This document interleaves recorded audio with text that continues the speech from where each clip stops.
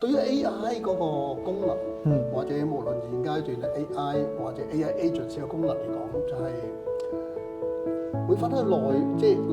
internal 或者 external 啦。如果 internal 嘅就係講公司本身嘅一啲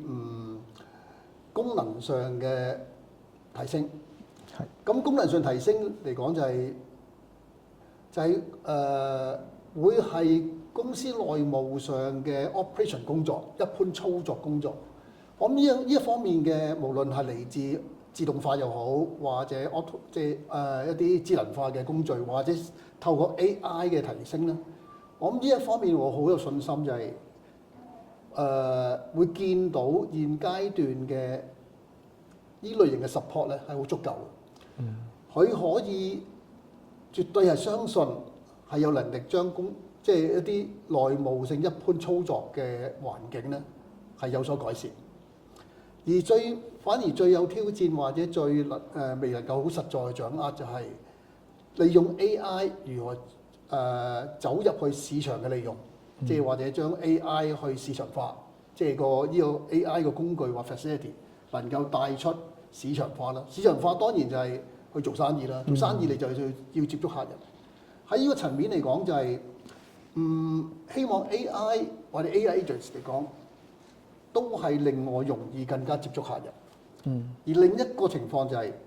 希望俾我現階段嘅過往咁多年就係純粹好單向人為本嘅 marketing 嘅想法。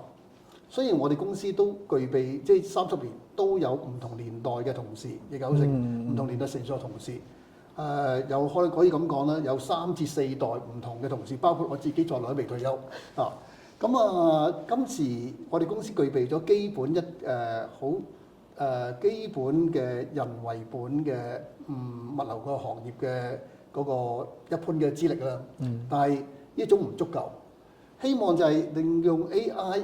一個智能式，更加用 AI 角度去分析我哋公司嘅個客戶群。而將佢能夠走出咗一個我哋而家常見就去即係好多即係一啲網站上邊，只要你瀏覽多啲，咁對方呢個網站都會追蹤你嘅。咁希望就係利用翻呢一種嘅已經喺物聯網好應用嘅 AI 嘅 facility，而帶入我哋公司本身嘅 marketing 嘅使用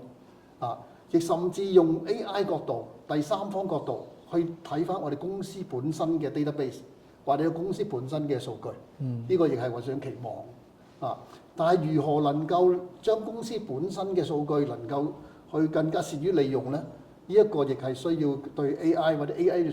agents 呢個 sales 嘅能力嘅再更進一步嘅理解。